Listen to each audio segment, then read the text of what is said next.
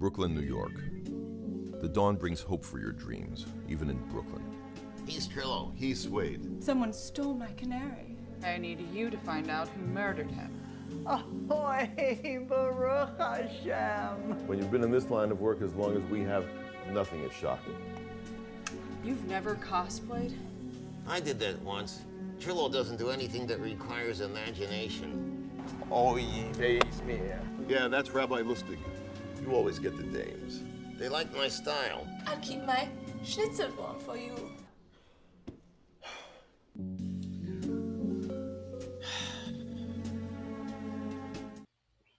So, Shalom Aleichem, everyone, and welcome to Shmoozing with Avi. Today we have a very special guest. I'm very excited to introduce someone who I've been watching for quite a while. And I am very impressed because when you hear what he has done with this particular series, I think you'll be as impressed as I am. Jonathan Geffner is the writer, creator, executive producer, and star of the multi-award-winning Trillo and Suede web series.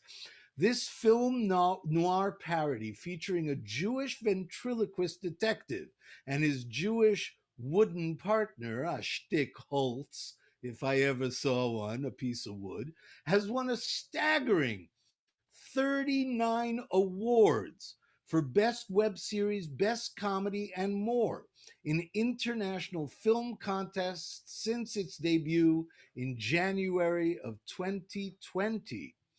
Jonathan is a real-life ventriloquist who is widely known as one of the most highly skilled ventriloquists in the world, fluent in Yiddish, and he is also a Yiddish teacher and a translator. He's fairly fluent in Hebrew as well, and he infuses his Trillo and Suede web series with a lot of Yiddishisms and Jewish humor. You can watch seasons 1 and 2 of Trillo and Suede on the Trillo and Suede YouTube channel. Today, he will be joining us with several of his friends, Shmendrik, Ezra, Mrs. Lewinsky, one of my favorite names. She's also known as Aunt Sarah, Chippy, Uncle Flunky, and Sam Suede himself. I would like to invite to join me here in our Zoom, in our Shmoozing with Avi program. Please welcome Trillo and Suede. Hi there, Avi. Well, now, So nice to see you there, Avi. Sam Suede himself. I am so honored to meet you, and I'd like to welcome your friend. I don't know if you'd like to introduce him. Well, this guy, he means you. Yes, me. That's Trillo. We're a team. I think he knows we're a team. Yes, I know you're a team, but I have to say, and please don't take this the wrong way, Mr. Trillo, I am so impressed with Sam Suede. I think he is sexy. I think he makes Yiddish and Yiddishkeit sexy. Not that you're not a nice looking guy, but man, I'm just saying, Sam, you are hot. Well, you have Hot good to taste, trot. Avi. All the ladies, all they want to do Well, is, that cannot be denied. It's that's right. kind of obvious. I've heard it before, but I always like hearing it again. Being appreciated. How did you get involved with this Meshuggah next to you, Trillo? Where did you find him? Yeah, Alanga Misa. Longa Misa, long story. Yeah, you don't have to translate. Avi understands. Maybe not everybody understands. Anyway, we met in the comedy clubs a long time ago. Yeah, well, I was doing an act. And Suede was, well, you're doing act for a little bit. Just trying it out, comedy clubs. And I didn't want to go as a duo, but Trillo here suggested it because he needed a new partner. Yeah, I had a partner, Ezra, who was doing an act with in all the nightclubs, comedy clubs. But Ezra, he checked out. I didn't want to do it anymore. I met Suede. I thought, you know, this would be a great opportunity. We should team up. So we tried it, but I didn't like to do it too much because it's demeaning. Yeah, he felt it's kind of humiliating, the traditional dummy role, right? Yeah, I told Trillo the only way I'm going to continue as a comedy duo as if you're the dummy. And he didn't want to do that, play that role. I sure as hell didn't want to do it anymore. So, but you know, we grew kind of fond of each other. We have a certain rapport, je ne sais quoi. And don't ask me what that means. Anyway, yeah, we did have some kind of a rapport. We hit it off, and it went beyond the ventriloquist and his partner usual experience. And I felt that, you know, we're kind of on the same wavelength in a lot of things. So we would think of putting our heads together. What could we do that would utilize our talents working together? We like to figure things out. We like to kind of analyze people, analyze situations, figure out riddles. Well, it was kind of obvious. We should be detectives. So the rest is history. Wow. So, you know, it's very exciting. So, Sam, if you wouldn't mind, I'd like to talk to your friend Trillo for a little while, and perhaps Sure.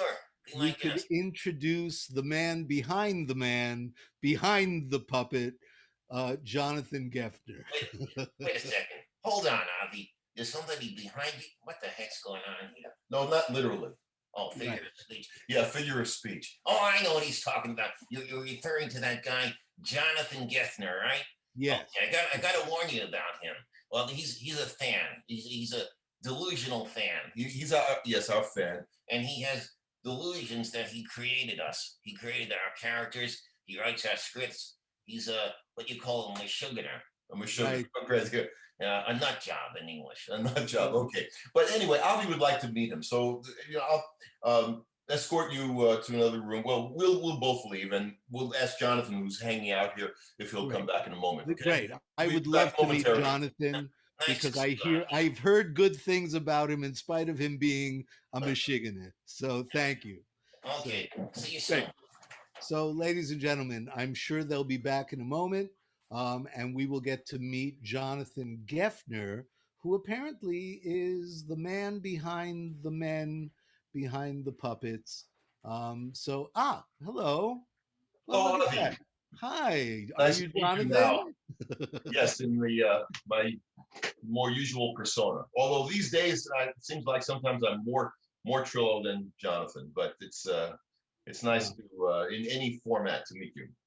Well, Jonathan, I'm really, really pleased to meet you, and I'm quite honored because, as I said, I've been a silent fan of you and your Trillo and Suede series for a couple of seasons, and I've been watching, and I've been so impressed with how you've been able to take your history, your version of Yiddishkeit, your version of the Jewish identity, and put it into this very well produced and well done web series. But if you don't mind telling our audience a little bit about, you know, where did you come from? Where does all this Yiddishkeit come from? Tell me your history. Where were you born? Where does the Yiddish come from? Because our audience and your audience may not even know how fluent you really are in Yiddish. So tell us a little bit about yourself. Well, as I think either Trillo or Suede alluded to it as a Langa Mesa, a long story, but we'll give the short version here. That I grew up knowing a little bit of Yiddish from my parents. Both of my parents spoke Yiddish fairly well. They went to Arbeterin Schulas and Sholem Aleichem Schulas. These are their Yiddish secular schools when they were kids, and their parents spoke Yiddish. So my grandparents came here to America, immigrated to America when they were teenagers. They came from Poland and Ukraine, mostly from southern Poland, Galicia usually referred to, and they settled in Brooklyn. That's where my parents grew up, in Williamsburg, Brooklyn. That was before it was cool to be in Williamsburg, before the pre-hipster days in Williamsburg, way before that. So as I said, my parents taught me a little Yiddish, and they sent me also to a Sholem Aleichem Shula. That was the Arbeitering Workman Circle, or the better known of the secular Yiddish schools. But that happened to be called Sholem Aleichem, the little branch or something. And I learned a little bit. Oh, I lost audio. Avi, I lost your audio. Yes. Sorry. Sometimes I don't want to interrupt. But let me break in because you and I share something already.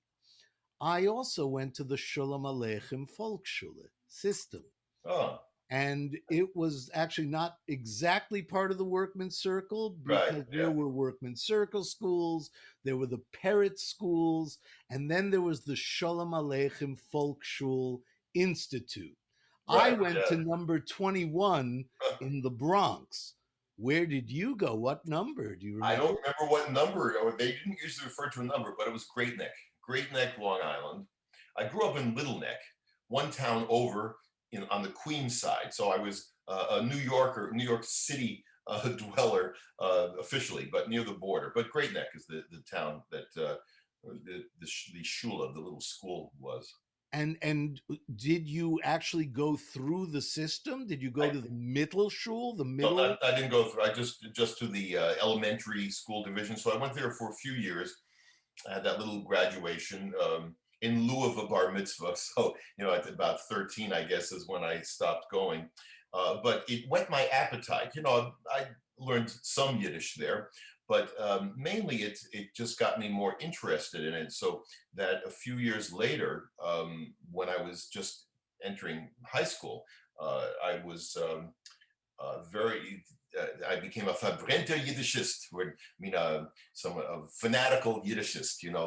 I really had this very strong desire to learn Yiddish for real, unlike the usual situation, which I'm sure you're familiar with. There are lots of Jews who have some kind of they take some delight in Yiddish words or phrases here and there, and they like throwing them around, whether correct or incorrectly. But that's it. They don't really want to learn the language for real. But I decided way back then that I want to really know this language properly. So I went about studying it on my own at first, getting some textbooks. But then when I was in my last year of high school, I went to the YIVO program associated with Columbia University. There's a summer intensive Yiddish course, and I took that, and that got me all the more dedicated to really wanting to become as much of a Yiddish scholar as I could. I wound up getting a degree in Yiddish language and literature from Queens College, part of CUNY, City University of New York, for those outside of New York. So that was my major. And I minored in music because I was tossing around several interests when I was young, when I was a kid and a teenager, and through my life, actually. I've had a number of different interests. Music was one serious interest. Let me break in one more time because apparently you and I have a lot more in common than even I realized. Hmm. So, the YIVO organization is one of the most important Jewish Yiddish organizations in the world today. Just for the viewers who may not know, it is the largest Eastern European archive in the world. And it just so happens that I grew up in the YIVO building because my father in the 1980s was one of the chairmen of the YIVO organization. So we share our love of Oh, YIVO. how nice. We also share Queens College. Queens College used to have a lot of performances in Yiddish, and I performed at Queens College several times over the years. So I am very impressed with your yichus, Uh, with where you come from. So please continue the story. What happened after oh, Queens College? how nice. Uh, well, I shortly after Queens College, I decided I want to make a go of it in music. I became more serious about that again, about piano. I'm a pianist. And so I went to Manhattan School of Music. I got a master's degree in piano. And after that, I kind of went back to teaching Yiddish as my main profession. I never had a 9-to-5 job in my life. I always pieced together various part-time jobs. And so during that period, I was teaching. It was my turn to teach, to pass it forward. So I was the director of an Arbitering, a Workman Circle Yiddish school in Bergenfield, New Jersey. And then I taught in a couple of other ones, and I started teaching adult ed courses in Yiddish. But I simultaneously was playing the piano, playing concerts when I could. I became an accompanist. I was playing for a lot of singers and instrumentalists, and an occasional solo concert, piano lessons. And then I also got involved shortly after that in improv theater. I became an improv actor. So all this helped very much as a background for eventually becoming a ventriloquist, which was another couple of years past that. It was when had just dropped out of NYU for a PhD in piano. I had decided to go and get a doctorate in piano, but quickly regretted it, decided that it's too research based for me, and I don't want to really do that. So I had dropped out, and I was kind of I was depressed, in a Moraschreure, we would say, which is a depression, a melancholy or depression. And Jonathan, let me break in one more time before we get to your depression. Not that I'd love to hear more about your depression, believe me, because apparently that depression inspired some really great creativity eventually. But before we get to the depression, so once again, we have a few more things we share. So my daughter graduated Manhattan School of Music as a classical French horn player. And of course, the Workman Circle. You mentioned the work you did at the Workman Circle. So again, for those of our viewers who don't know, the Workman Circle, just like the YIVO, is one of the most important and oldest Jewish Yiddish organizations in the world, and certainly in New York City. The Workman Circle, which is now called the Workers Circle, was a left-leaning organization that was dedicated to, really supporting the working people, not only the Jewish working people, but also the non-Jewish working people. And it is still in New York today. And you can get health insurance, you can get support coverage. If you are any kind of worker, you can go to the Worker Circle and not only learn Yiddish, because they teach a lot of Yiddish and they still have a lot of Yiddish-oriented projects that they do and programming that they do, but also for non-Jews who really need help in the field of just support systems for working people. So please, I would love for you to go back and tell us a little bit more about your depression. Okay. Well, I'll try to get past the depression quickly. What happened was that I really was at a point in my life that I didn't know what I wanted to do and what was practical to do. How to make a living. I was eking out a living from these various pursuits, but I had just dropped out of that doctoral program, so that wasn't going to be a direction for me. Yiddish, of course I still love Yiddish, but whether I was just wanted to go on in life only doing that, only teaching it. I wanted to do more. Improv comedy I had gotten involved with a few years prior, but again, it was very hard to make a career, to make money from it. I would perform. Anyway, it was one of those days I was wandering around New York City, Manhattan, Central Park South. Right there, I saw a ventriloquist live performing, and I had never seen a live ventriloquist performance before. And that was an epiphany for me, a pivotal point in my life. I just was very inspired. I saw this, and I felt like, this is it. This is what I want to do. Ventriloquism, that is so exciting. The idea of a puppetry. I had used puppets as a teaching aid sometimes. I like puppets, but not really a professional puppeteer. And I was involved in comedy, and I was a teacher, and I was a musician, so I performed in different ways.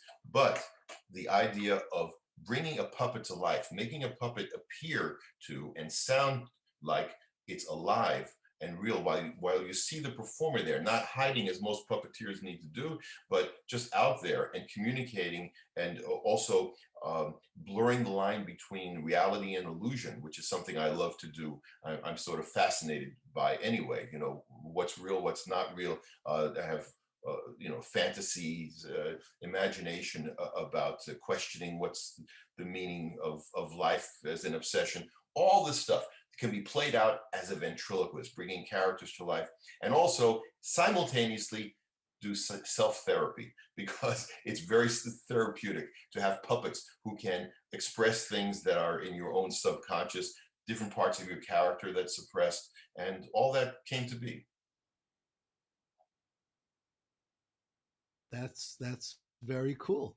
So let's maybe go back to our PowerPoint for a moment, because I'd like people to see your intro, your sizzle for the second season of your wonderful series Trillo and Suede.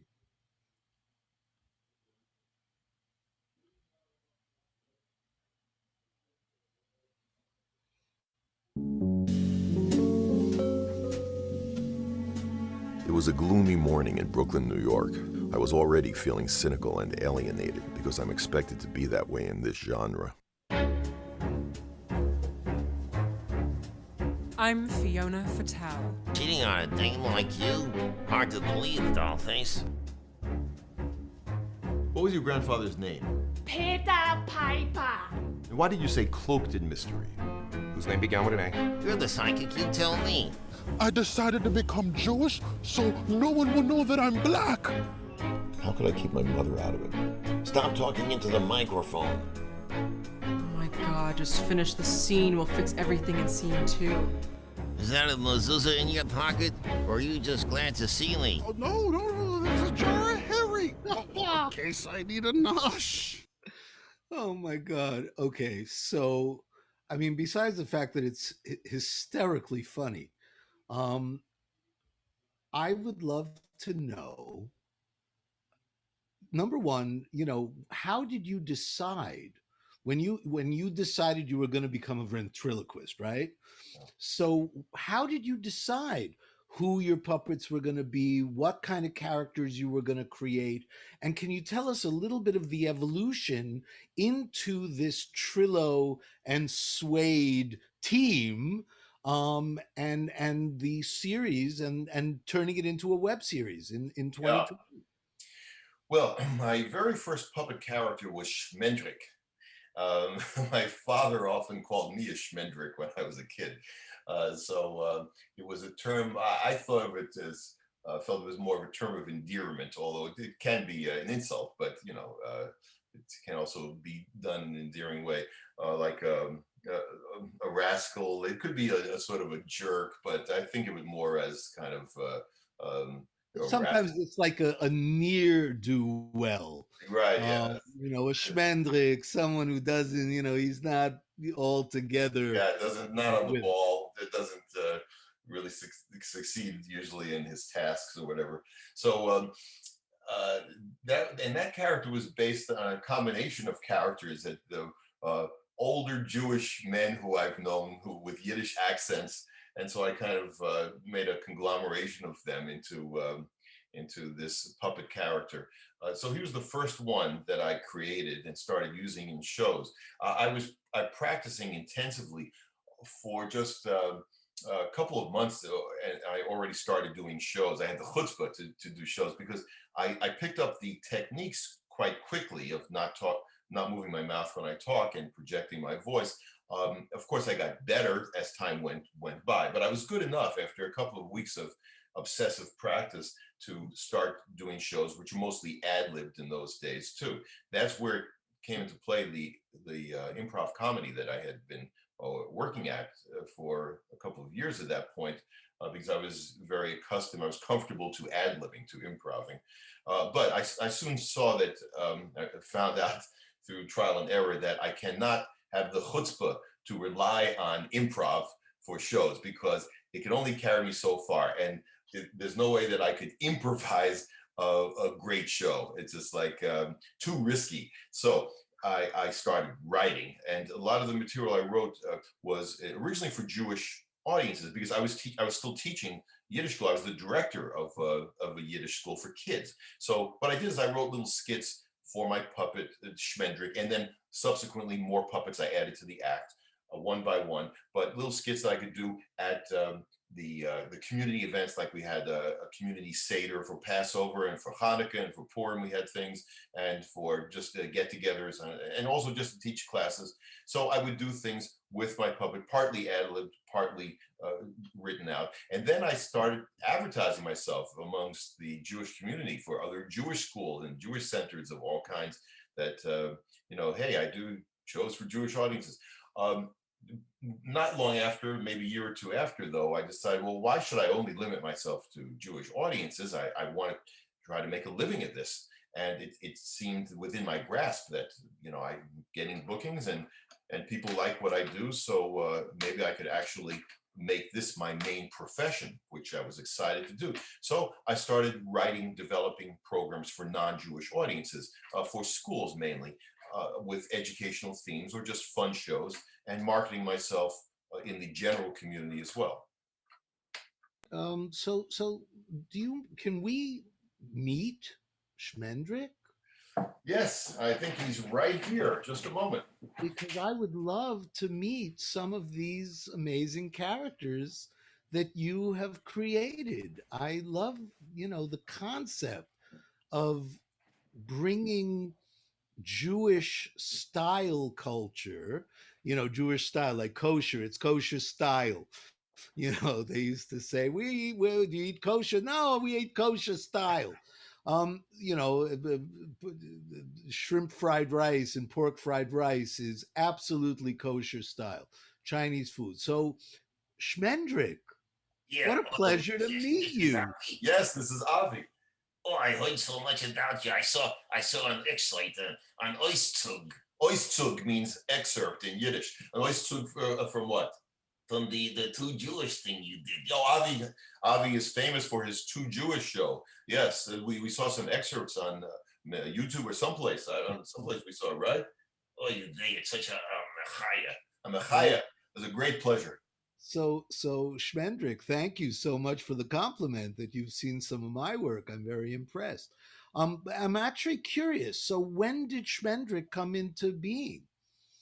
When were you brought to the world, Schmendrick?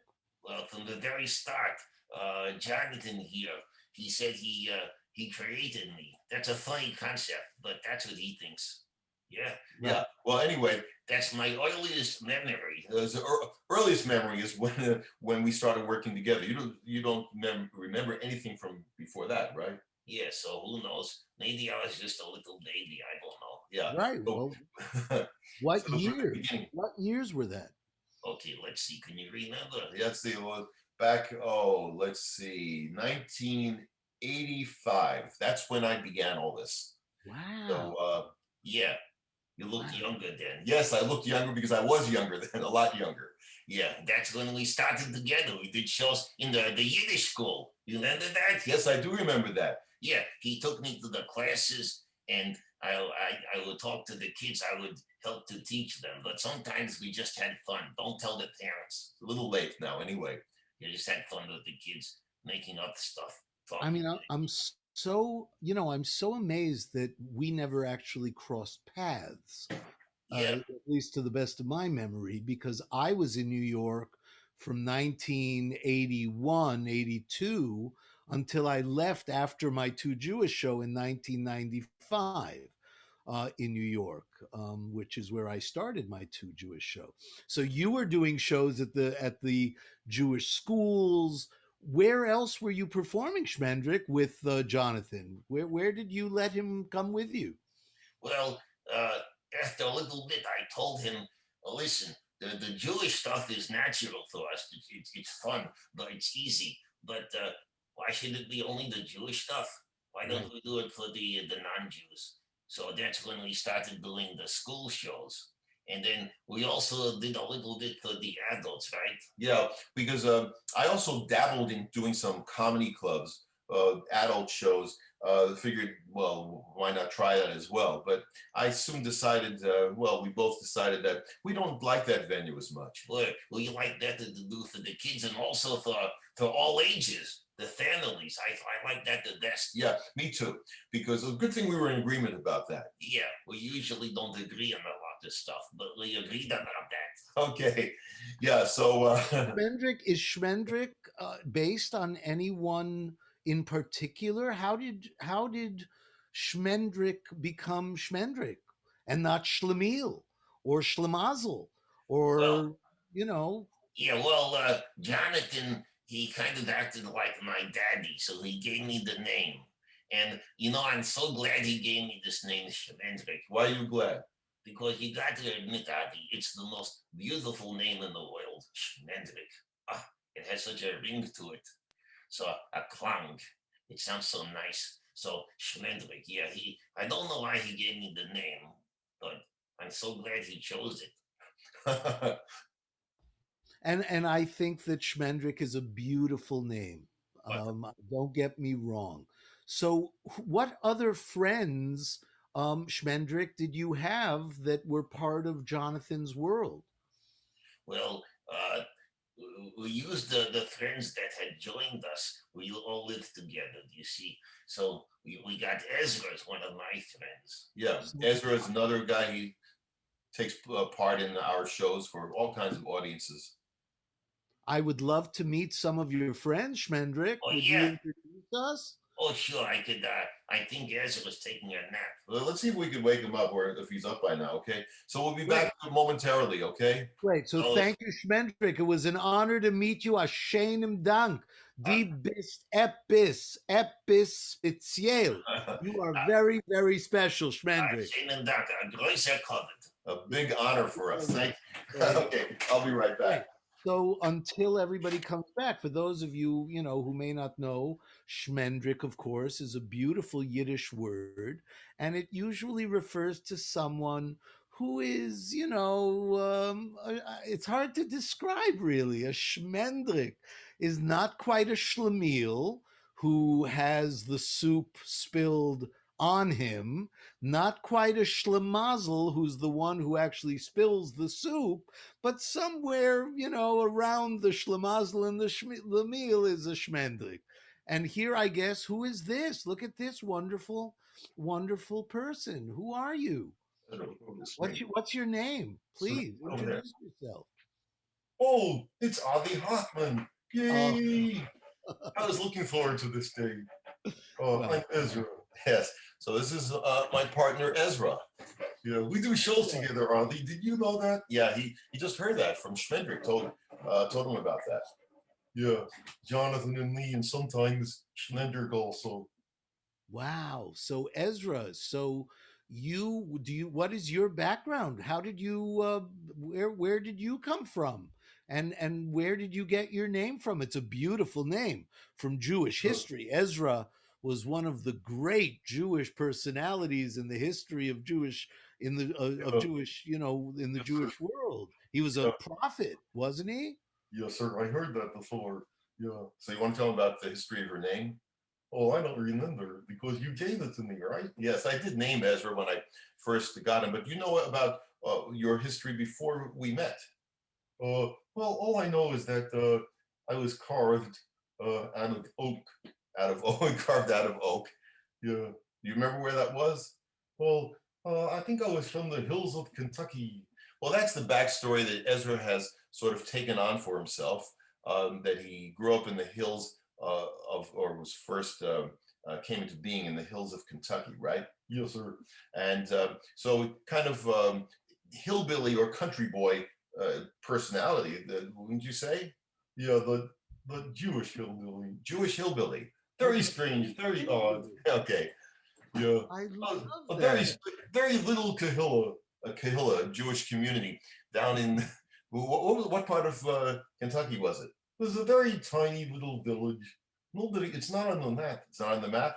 It's not in Google. It's not in Google. No. And it's you can't find it anyplace unless somebody points you in the direction. Yeah. What was it called? It was called Trillo, Kentucky. Kentucky. Wow. Yeah. I love Kasrilivka, Kentucky. Kasrilivka, for those of you who may not know, was actually a town, a city, village that was written by Sholem Aleichem, and he really, created this beautiful town of Kasrilivke, and I didn't know there was a Kasrilivke in Kentucky.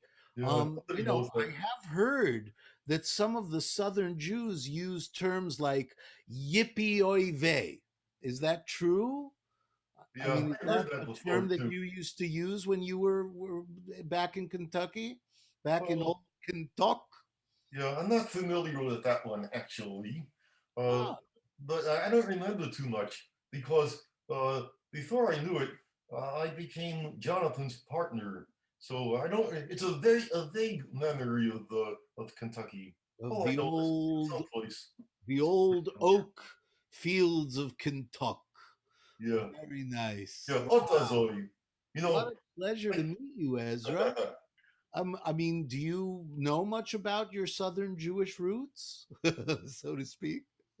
oh, I think I see what he did there. That's a Oh, ventriloquist joke. thank Yeah, you. it's kind of a ventriloquist joke. That's right. Yeah, yeah, Yeah. yeah, Well, not that much. Although I think I was from an oak forest that was on a beautiful hillside mountain. And isn't that where it was? Yeah, it was actually next to a Besoilum, a cemetery. You know, that I like to think of it as a beautiful hillside mountain overlooking the shul, the synagogue. So yeah. I So have you have deep neshomis in your roots. Neshomis would be souls. If you uh, were next to the Beis Oilem, next to the cemetery, I yeah, assume you probably have several wonderful souls within you as well, Ezra, right? yeah, that could account for my confusion of my identity sometimes. Mm, wow, beautiful. Who actually carved you? Do we uh, know? yeah, what was his name? Brant Gilmer is the name of the man who carved Ezra and most of my actually all of my wooden figures. What are you talking about? Well, you know, some of our friends are made out of cloth and foam, like Schmendrick is an example of a soft puppet made out of cloth and foam. And Ezra's a traditional wooden carved dummy. What do you call me? Ventriloquial figure is the official term. Yes. That's the okay. All right. Um, you know what? That actually brings up a very interesting question, Jonathan. So, how did you learn to be a ventriloquist? And I'd love to meet some more of your ventrilo. I'm sorry, how do you describe Yeah. them? Ventriloquial figures, or Ventriloquial figures. Yes. you know, or you could just call them superior beings. Yep. Okay. Okay. Yep. Okay. So, well, how I learned it was through woodshedding mostly. In those days, that was pre-internet back then. So I went to ventriloquist performances. I looked in newspapers, trade magazines, and luckily I was in New York City. So there are lots of shows in comedy clubs, nightclubs in those days. I went every time I could see a ventriloquist, studied what they do, went backstage, asked for pointers, tips. I went to a ventriloquist convention that they had annually in Kentucky, oddly enough. Yeah, my hometown. So nostalgic, Avi. Yeah, okay. And we went there, and starting from the first year that I was studying ventriloquism, I went there for many years in a row and learned a lot at that ventriloquist convention and just practiced, watched myself on video, set up an old video camera and watched myself study, practice. Wow. I think it's a really special talent. I don't know a lot of ventriloquists because I think it's a very difficult art to master. Yes. So, if nothing else, I give you enormous, COVID, and I don't mean COVID. I mean COVID, like honor and respect. It scared me for a minute there, Avi. Yeah, yeah, yeah. Okay. I don't want to give you COVID, Yeah, but hopefully Ezra and Jonathan are already vaccinated. yeah. But it really takes an enormous talent to be able to do what you guys do. And so I'm very appreciative and very respectful of your art. Can you tell us a little bit about some of your other friends, some of your other ventriloquial characters? Like Yeah, who is Mrs. Lewinsky, who oh, apparently is also known as Aunt Sarah?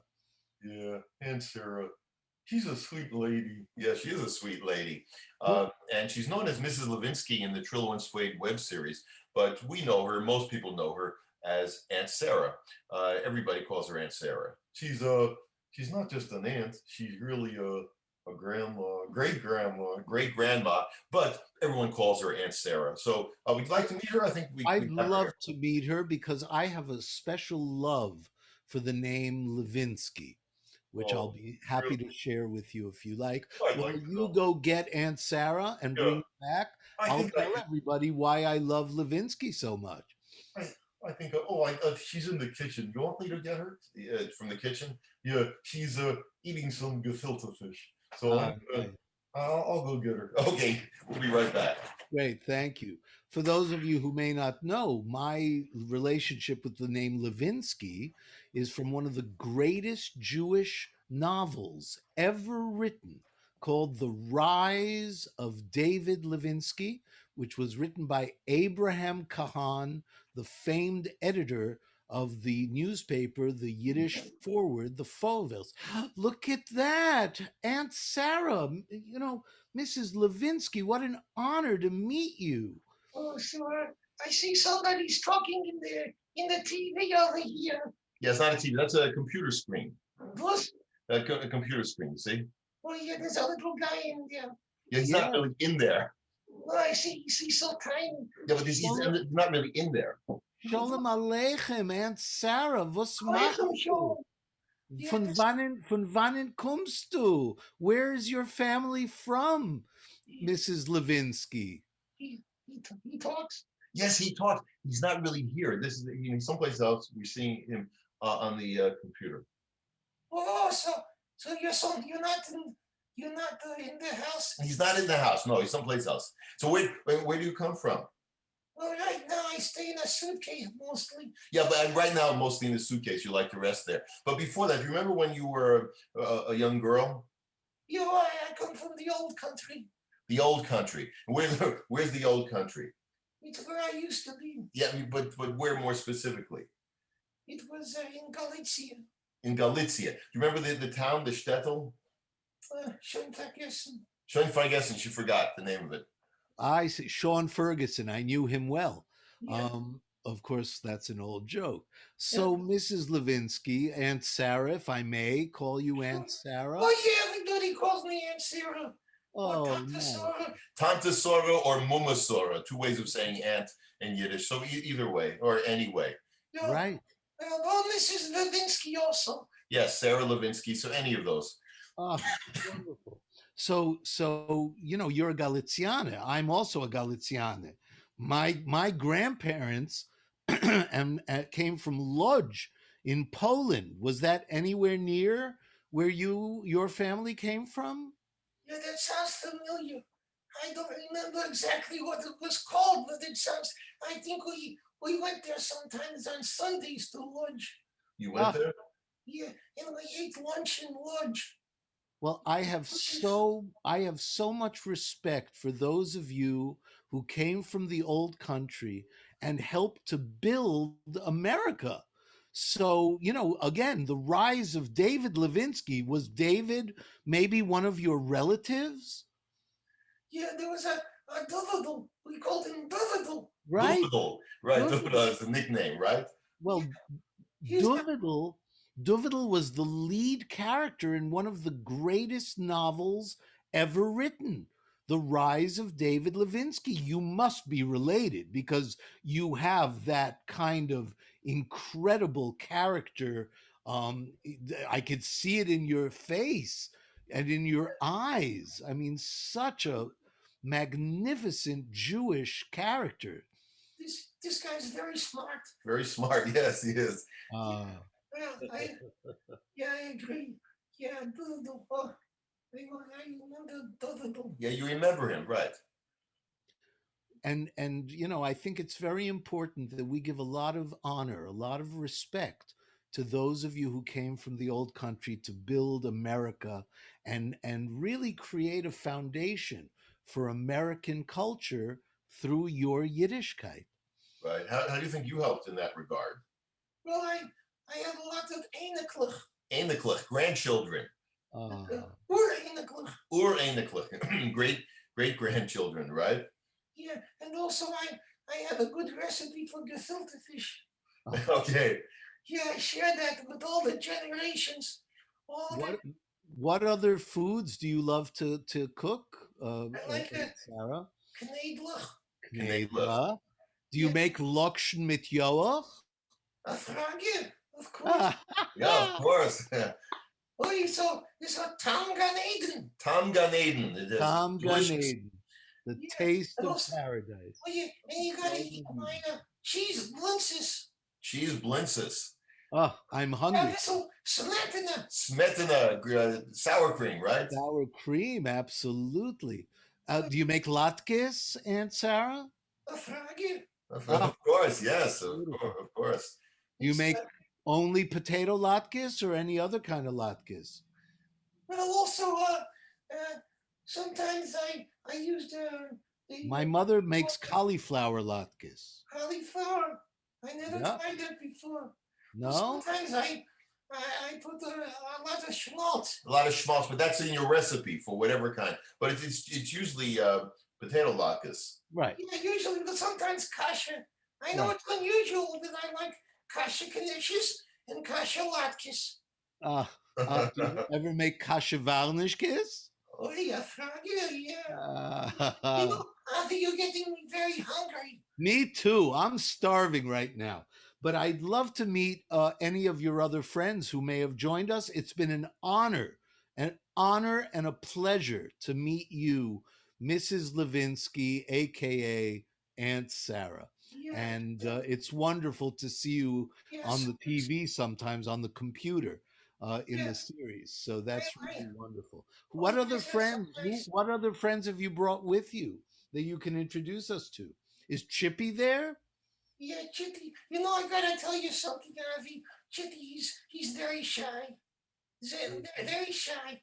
Yeah, but maybe you can pick him up. Yeah, I'll try to pick him up. Let's see if Chippy's willing to meet you. Okay. Great. I'd love to meet Chippy if that would be possible. Yeah. Okay. Nice to see you. And I don't know if Uncle Flunky is related to Aunt Sarah, but I'd love to meet Uncle Flunky also. Yeah, Uncle Flunkle, I think he's related to Ezra. Yeah, he's actually related to Ezra. Oh, yeah, interesting, I think, but we'll bring back Chippy. Okay, great. I still don't understand how Avi got inside the TV. Well, I'll explain later. Okay. Well, while we're waiting for Chippy to join us, once again, Mrs. Lewinsky, aka Aunt Sarah, has a lot of yichus, which we spoke about earlier. Yichus is a Yiddish word for a respectable roots. You come from yichus, you come from grois yichus, from great, roots, from a family with great respect and honor, very honorable. Oh, look at this. Oh my goodness. Look, is that Chippy? Yes, let's just say hello, Chippy. Hello. Hello, Chippy. Do you know Avi? I don't know. You never saw his shows before? I don't know. Okay, well, what would you like to tell Avi right now about yourself?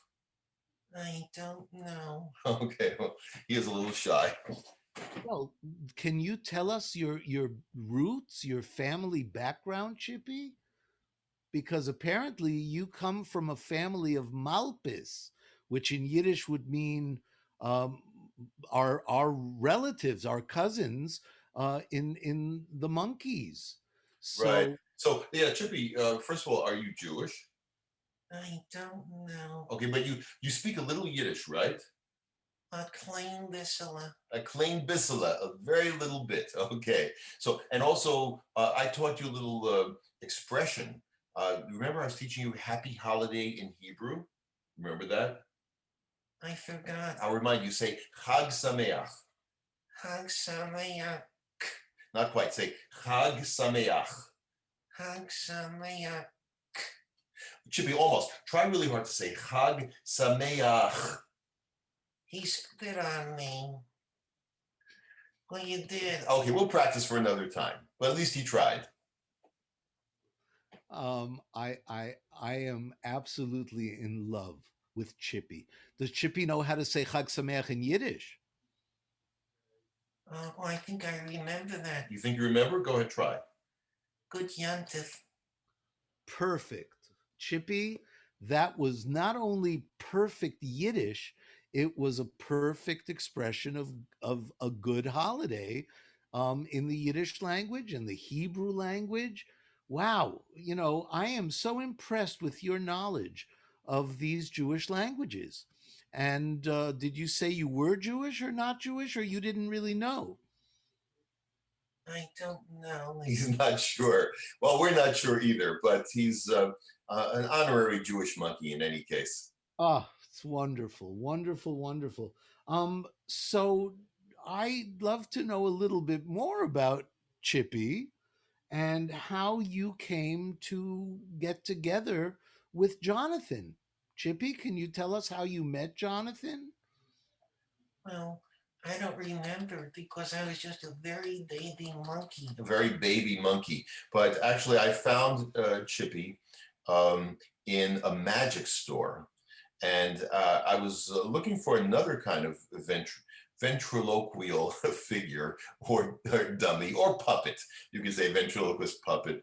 And I happened to see Ezra. In fact, it was the first time that I saw Ezra, and I happened to see Chippy while I was looking for the right Ezra, someone to fit that character that I had in my mind. And I didn't know what I would do with Chippy. Whether I just thought Chippy was so endearing, so cute, so chenevdik, as we say in Yiddish. So I just had to have Chippy. So I bought him and gave him the name of Chippy, and I was just I picked him up and sort of experimented what voice I would give him and what character, and it just seemed like this was naturally what Chippy would become, just looking at him and what I thought his character should be. Oh, and that's what I am. And you know something, Jonathan guessed right, because it feels like me when he makes me talk. It feels like you. Yeah, it feels natural. I feel like a natural monkey. You make me feel like a natural monkey too. Yeah. I think or they wrote a song about that. Or a version of it. Very good. Very good. Chippy, it's such a pleasure and an honor to meet you as well. What an amazing family you have with Jonathan and all of his friends and ventriloquial figures. I know there's two more figures, one of which we've already met, but one of which I'd still love to meet, which is Uncle Flunkle. I thought it was Flunky before, but apparently it's Flunkle. No, some people call him that, so you're not alone. He's not alone. Okay. Well, would it be possible to meet? Would it be possible to meet Uncle Flunkle? What do you think? I don't know. Well, we'll ask. I think he's over here, so I'll see if I can get him. Okay. Great, thank you. So while we're waiting for, it's a pleasure to meet you, Chippy. Thank you, Uncle Flunkle. Once again, one of the beauties of Yiddish language is you can take any word and rhyme it. Uncle Flunkle, Flunkle Schmunkle. If you add a sh to almost any word, it becomes kind of Yiddish humor. All right. So Flunkle Schmunkle, Chippy Schmippy, Sarah Schmara. Oh, and look at this, Uncle Flunkle. Hello, Uncle. Oh, right here. I said, that's Avi Hoffman, gosh darn it. Yes, it is. I'm a big fan of yours. I saw that Too Jewish show you did. Well, Tell us something else. I love stuff that's too Jewish. Some people a lot of people thought I was too Jewish. So I wrote a show about it and I called it Too Jewish. Yeah, you got the same trouble, don't you? Yeah, we have sometimes the same problem in our web series. grappling with the idea of are we too Jewish or not? That's another topic. Yeah, No, but Avi did a whole show about that. Oh, yeah, I I did a whole show. certainly did. We explored the question. We did a little playlist. We called our playlist on our YouTube channel "Too Jewish" because we're wondering about that, but not to be compared with the whole extravaganza that Avi goes into in depth. Well, I turned it into a trilogy because I have Too Jewish. I have Too Jewish 2, TOO with an exclamation point, and I have my third show, which is called Still Jewish After All These Years. Um, but Uncle Flunkle, I'd love to find out more about you. Are you related to Ezra, and are you also from Kentucky, from Kaslilivka, Kentucky? Yeah, well, I'm I'm Ezra's uncle, so it's funny. We decided to just keep that nomenclature, just keep that title of Uncle Flunkle. But I started off actually being Ezra's uncle. Yeah, I had a little farm down there, and I also I helped out at the shul. We had this little Jewish congregation down there, so I like to help out, and I like to sing on all the Jewish holidays and just hang out there. And well, Ezra helped me on the farm, and when he moved up north, I decided, what the heck, I'm going to join him. And I sent him a little postcard. I said, Ezra, well, what are you doing there in New York City? That's a far cry from Kastrolivka, Kentucky. And he said, I'm doing shows with this guy, Jonathan. You ought to try it. I came up north, and the rest is history. Wow. Absolutely amazing. You know, I've heard that the Jews who came from the South, which, by the way, the first Jews in North America actually landed in the southern part of the United States and not in New York, as most people think. They actually were Sephardic Jews who came through Cuba and ended up in the South. Are you a Southern Jew, and are you Sephardic? Do you have any Sephardic roots in you, Uncle Flunkle? Yeah, it's kind of a mystery to me. I don't know. My family didn't want to talk about their history so much, so I'm kind of in the dark about that. I think what I got to do is ancestry.com. I got to do a DNA analysis of my inner stuffing and find out where the heck I come from. But I heard about those guys. I don't think Sephardic. But who knows? It could be a combination of things. Right, that's wonderful. And is it true that the Jews in the South actually say "Shalom, y'all"? Is Oh, is that true, absolutely. or is that just a myth? No, it's true. I certainly say it. I like to always say it. I got used to doing that. And I did it. It doesn't matter Jewish or non-Jewish. I said it to everybody because it felt right. Right. Well, shalom is peace. And that's how we say hello and goodbye. Shalom, shalom aleichem, shalom aleichem. It's been a pleasure to meet you, Uncle Flunkle. Same here, Abby. But I would like to get back before we finish our interview with Jonathan. I'd like to go back to meeting Sam Suede and bringing him back, if that would be okay. So yeah, absolutely. Hey, how about Danny? I think Danny's there. I don't know if I mentioned Danny to you. No, another one of my partners. Danny. Want to quickly say hello to Danny? Absolutely. We can go past our hour. It's fine. Yeah, no problem. We'll definitely go into overtime for you. I think Danny will be happy to meet you. So, yeah, I think we're going to get Danny now. It's going to be fun. So, great. Well, nice thank you, Uncle Flunkle. It's been a pleasure and a machaya to meet you. Well, I couldn't agree more than that. So for those of you out there who may not know, a machaya is a pleasure, a real joy. And so I know we have a lot of people watching us on Facebook, and I think some of them may even have some comments. So once again, Flunkle, Uncle, Claire says, I heard Ezra sing We've Been Everywhere a couple of decades ago, which was such fun. A Kentucky shtetl. It's probably not there anymore. And we have people listening to us in Canada who would like to say that they think cheese blintzes are the best and wonderful, and that Uncle Flunkle should come visit the Jewish community in Alabama. But look at this. We now have Danny here with us. Danny, Yeah. what a pleasure to meet you. Well, it's so Hey, nice to meet you also, Avi. I heard a lot Shalom about you. Aleichem. Saw him on Aleichem Shalom. I said, I don't know how to say that. And I can talk. You know something, Avi? A lot of people, they look at me, they think you don't look Jewish, but I learned a lot of Yiddish because I grew up in a Jewish community with old Jews talking Yiddish, and in your neighborhood, I think, in the Bronx. Yeah, in the Bronx. Yeah, that's where it's from. So is that where you're from, Danny? From the Bronx? yeah, originally, yeah. Oh wow! Marshall And so Parkway.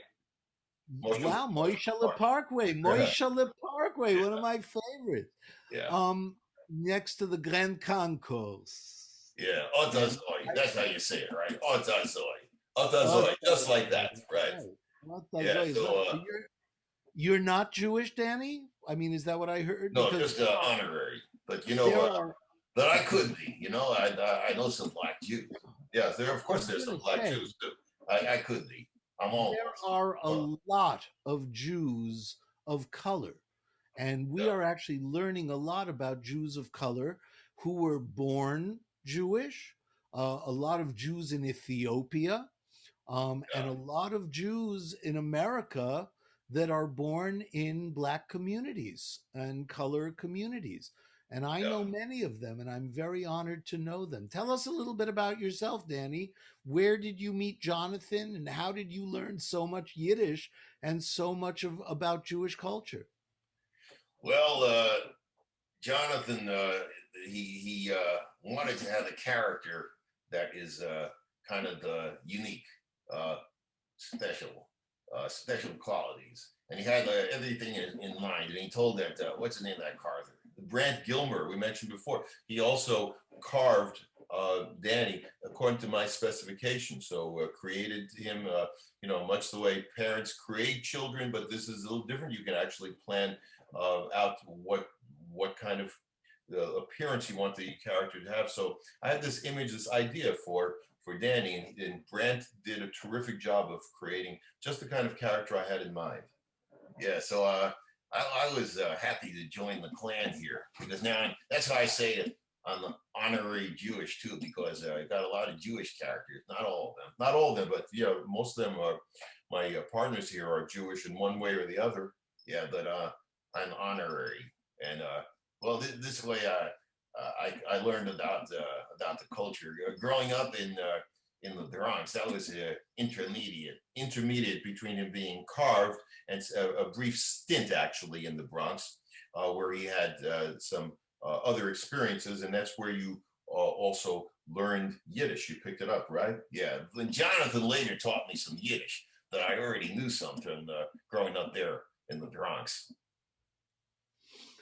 I am honored to meet another Bronxite, because the Bronx, not everybody knows that the Bronx is actually named after a family. They were the Bronx family. They were farmers, and they owned most of the Bronx as we know it today. And that's how the Bronx got its name. And it's not like all the other boroughs, Brooklyn and Staten Island and Manhattan and Queens. It's the Bronx. And kind of unique. They feel special, unique. Right, a real Gedilla, right? Yeah, Groise Gedilla. Groise Gedilla. Yeah, I disagree with that poet, W.H. Auden. I think it was W.H. Auden. Yeah, I think W.H. Auden. He's a poet. He wrote the shortest poem about the Bronx. You know that one, Avi? You ever hear that? W.H. Auden's poem? It's 4 words, in fact. 4 words? What's the poem? It goes like this. The Bronx, no thanks. I disagree. Yeah, he disagrees. Yeah, I like the Bronx. He likes But I'm sure you know the Bronx cheer probably better than most. I don't think if there are children listening, we can't do that, can we? I'm not sure what it is, if it's appropriate or not. But Albie will tell us. Well, I'm not sure it would be as easy for you to do considering your makeup and your wooden being made out of wood. It might be harder for you to go like this. Can you? Well, That might be tough. I don't usually like that sound, but I think I can do it. Yeah, go ahead. Well, but that is the Bronx cheer. You want to give it a shot? I can't. It's not coming out. You gotta help. Oh, I have to help you. Okay, go ahead.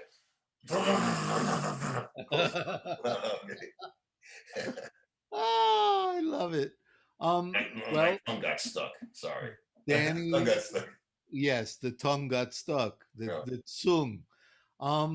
Danny, what would you like to tell our audience about the relationship between blacks and Jews, and how you feel about the Jewish people, and how the Jewish people love, black people? What can Well, you share with us? certainly historically, a lot of things in common, because you look at, well, first of all, traditions or the history of the oppression. Both of them know about that. Yeah, history of oppression. Both groups experienced that. Yeah, but also a lot of the creative stuff. Because you look at popular music in the United States and jazz music. Well, it's blacks and Jews who are on the forefront of that stuff. The standards, all those jazz standards, those great tunes from the 1920s and 30s and 40s. It was a lot of the musicians, the performers, the right singers, instrumentalists. Yeah, there's well, in jazz world, majority black, but you got quite a few Jews also. But most of the songwriters were Jewish, so that combination, that's a dynamite combination.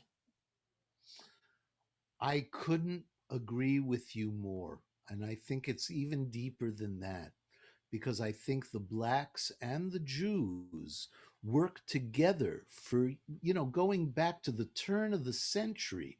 Paul Robeson. Do you know who Paul Robeson was, Danny? Oh, sure, yeah. He talked Yiddish too. He did. Paul Robeson. For those of our viewers who may not know, Paul Robeson was one of the most famous black opera singers and performers, and he became a big star in America, but he was also a social activist.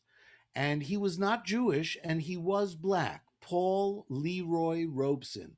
And he worked with the Jewish activists in the social movements, the Jewish activists and labor activists of the turn of the century in the 1920s and 30s and 40s. And they were many Jews who worked together with the black population. And Paul Robeson ended up learning a lot of Yiddish and sang a lot of Yiddish songs, even at his concert, his major sold out concert at Carnegie Hall. And so it is an honor to have you with us today in our Schmoozing with Avi program. So thank you so much for joining us. Well, my pleasure too. I like that commonality. Yeah. Yes.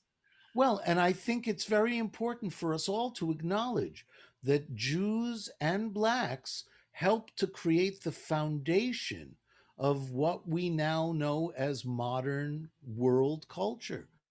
Whether it's the music, as you said, the blues and jazz, such a black influenced, movement and art, and the comedy and Broadway and the film industry, music. I mean, so much of what we think of today, television, the golden age of television, Hollywood, music, all came out of the black world and the Jewish world. And so I'm really honored to have you with us on the show, Danny. Thank you so much for joining us. And thank you, Jonathan. Sincerely. And thank you, Jonathan, for creating such a wonderful, figure, ventriloquial figure for us to enjoy. Thank you. So anyway, I would love to finish our program with Suede. If you could ask Sam to join us again. Oh, sure. Yeah, I can do that for you, Avi. because he's right over there. I'm going to Right. ask him to join you again. Thank you so much. Nice to meet you. Thanks. Nice to meet you, Danny. I hope we meet again soon. So yeah, ladies and gentlemen, what an amazing schmooze we've had with all these wonderful ventriloquial figures and Jonathan, who has helped bring them to us. So I'm really grateful to Jonathan and Schmendrick and Ezra and Aunt Sarah, Chippy, Uncle Flunkle, sorry, and Danny. And here's Sam again. Sam, boy, what a journey we have taken this evening with your friend Jonathan, who I know you know him as Trillo. And so I would like to once again bring back the great team of Trillo and Suede to bring us to the end of our program. How's it going, Suede? Did you have a good time tonight? Absolutely. This has been quite unusual. We've been on a lot of podcasts, interviews, but this is really kind of unique. Yeah, it is a unique podcast. Really close to our hearts. I think I can talk to Trillo also. You certainly can. Well, goodness knows you talk to me. I'm going to talk to you now. Okay, go ahead. Yeah, because it's been a special thing to reminisce about the Jewish background that helped create the characters that we are, our experiences, and also a chance to meet all of our other partners and friends here, all in one show. It's really cool. I'm so glad that you've joined us. I'm so grateful to Trillo and Suede. Trillo, aka Jonathan Geffner. Let's not tell Suede. But Doesn't matter. yeah. We have our soidis. We keep some little secrets sometimes. Suede, tell us a little bit more, if you can, for just a couple of minutes, and we really kind of have to bring this to a close, about the web series. How did you create the web series, and how did you feel about having this amazingly wonderful series, award-winning series on the web? Tell us a little bit more about how you created it together and how you achieved such wonderful recognition. Well, we didn't want to keep it a secret from the world about the amazing cases that we've been on and experiences as detectives right here in New York City. In Brooklyn, New York, in fact. Yeah, that's where our office is. So we decided back in, was it the 1990s, we got this idea to create a series based on our experiences because we love film noir. Film noir is something that we both really love. That's the 1940s and 50s genre of detective stories, films and mysteries, dark, gloomy, atmospheric, urban, mostly either in LA or in New York, mostly centered. It could be other places also. But that whole genre of filmmaking was very alluring to us and exciting. So we love that. And we wanted to create a series that would give that spirit and flavor to showing people some of the cases that we've been on. Yeah, and we had that, that's kind of an alternate universe that we live in. Yeah, film noir. Our world seems to be film noir, so it seemed like natural to just to show it in that way, in a film noir atmosphere to the world. So the first thing we did was a script for a feature film. The Hong Kong Canary was the name of it, and then we tried to get that produced as a feature film, but no dice. We came close a few times. Yeah, we tried to find ways to get that produced. We were not able to do that. Came close a few times too, near misses. Well, probably because people thought it might be a little too Jewish. What do you think? Well, that's a whole discussion on itself. But I don't know, maybe, but I don't think so. I think they didn't get the concept of this ventriloquist thing mixed with the film noir thing. I don't know about the Jewish stuff. Yeah, but I don't know. Well, could be. Well, we'll never know for sure. But it's something we pursued over the years. Since then, we wrote several other feature films taking place at different places because opportunities seem to arise with producers or investors in other places. We wrote one that takes place in India, two that take place in England, another one in New York, one in China, in fact. Wow. So And we this have is these all- feature and this- franchise. And this is all part of the Trillo and Suede franchise? Yeah, that's all ready to go. We got to find a way to produce it. Yeah, we have a Wow. franchise ready to go, but we still have not found producers for them. But we decided we did produce a short film called Oxford Park in 2005 in England, and that's available. You can see it on our channel, Oxford Park, and that was a fun thing. At least we were able to show the world a glimpse of our world in this short film. But we still wanted to do something bigger, and then when it didn't seem like anything is really going to come through for us, we decided back in 2019 that we're just going to go and self-fund 2 seasons of a web series because they would cost us less than a feature film, but still we're going to dig into our pockets and do it ourselves. We believed enough in the concept. Well, Right. yeah, because we figure once it's out there, then maybe it's going to lead to ways to produce the other stuff. So right now, that's what we're still working on. We got some possibilities on the back burner, or hopefully bring to the front burner now of ways to produce a season 3 because we can't keep self-funding. We did the first 2 seasons, or one of these feature films. So we're working on that now, exploring possibilities. Once you created the web series, which obviously is a lot easier to produce than a feature film, you received an enormous amount of acclaim. You got 39 awards? Yeah, that's very encouraging because it's the discouraging part, frankly, is that we haven't yet found a way to keep going with it. Yeah, it's on hold now, season 3, because we don't have a way to fund it. We tried crowdfunding, but we were not able to achieve the goal. So we're probably going to do another